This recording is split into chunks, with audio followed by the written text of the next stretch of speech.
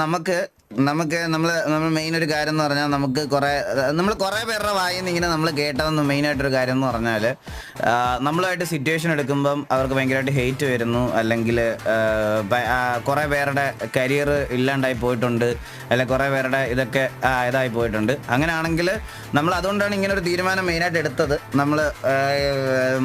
നമ്മളായിട്ട് ഇനി വേറെ ബുദ്ധിമുട്ടൊന്നും ഉണ്ടാക്കണ്ട എന്നുള്ളൊരു തീരുമാനത്തിലാണ് നമ്മൾ ഒരു ഗ്യാപ്പൊക്കെ എടുത്ത് അവരവരുടേതായിട്ടുള്ള കാര്യങ്ങളൊക്കെ ഇതാവട്ടെ എന്നുള്ള രീതിയിൽ ഇതാക്കിയത്. അപ്പോൾ അവരുടെ അഭിപ്രായം നമ്മൾ കൺസിഡർ ചെയ്യുന്നുണ്ട്.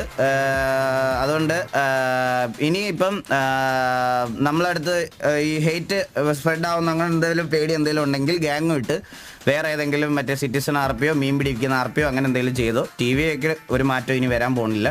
നമ്മൾ എങ്ങനെയാണോ കളിക്കുന്നത് അതുപോലെ തന്നെ കളിക്കും. ഇനി ഇവന്മാരെ നമ്മൾ ഇഗ്നോർ ചെയ്യാൻ പോകണം. അതാരാണേലും നമ്മൾ ഇഗ്നോർ ചെയ്യാൻ പോകണം. പക്ഷെ നമ്മുടെ പ്ലേയിങ് സ്റ്റൈൽ